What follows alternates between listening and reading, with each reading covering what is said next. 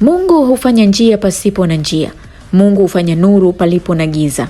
Unaweza kusema hivyo kwa kile kilichotokea kwa Hussein Masalanga hivi karibuni. Wengi hawakuwa wanakubaliana na uwepo wake kwenye kikosi cha timu ya taifa mara zote alizokuwa akiitwa. Huenda sio kwa kuwa hawamkubali, la hasha, ila kwa kuwa hawakumfuatilia kutokana na desturi za kupenda kutazama tu timu kubwa zinapocheza, hivyo ni ngumu kuona ubora wa wachezaji kwenye baadhi ya timu.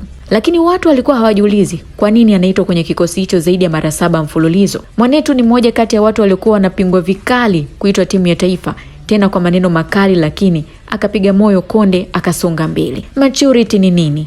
Maturity ni pale unapojua watu hawakukubali au hawakuamini, unakaa kimya ukisubiri nafasi ya kuonyesha kwa vitendo, na hivyo ndivyo alivyofanya Hussein Masalanga. Ilipopatikana nafasi tu akaonyesha kile alichokuwa nacho. Si tu Tanzania alipokataliwa na walio wengi, bali Afrika nzima ilimtambua kwa kazi aliyoifanya. Na hapo ndio watu walipogundua kipaji cha kipekee alichobarikiwa katika mikono yake. Sio tu kudaka na kuokoa michomo, ila ile ya kurusha mpira kwa umbali mrefu na inafika mahali sahihi kwa watu sahihi. Hapa likawa gumzo jingine. Kila mmoja akaanza kuongea kwa namna yake. Sifa zikavuma kila upande, wengine wakijiuliza kono la sokwe, wengine wakisema kafunga mota na kadhalika. Na wengi ilikuwa mara yao ya kwanza kushuhudia, wakidhani ni kitu kipya. Lakini hapana, si kitu kipya. Alifanya hivyo akiwa na Dodoma Jiji, akafanya hivyo akiwa na Tabora wakati huo na sasa ni TRA United, lakini pia alifanya hivyo akiwa na Singida Black Stars. Hivyo kwake ni mwendelezo tu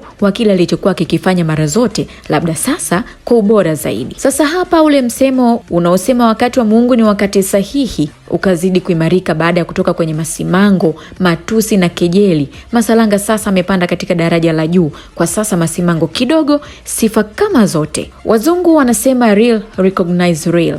Basi timu bora ya Tanzania, bingwa wa nchi Young Africans, wakaona hiki si kipaji cha kuacha kiende, hiki si kipaji cha kuacha kipite mbali nao. Wakamuita naye akaitika. Kijana akatua Jangwani. Yaliyobaki ni historia. Kwa kimombo tunasema the rest is history.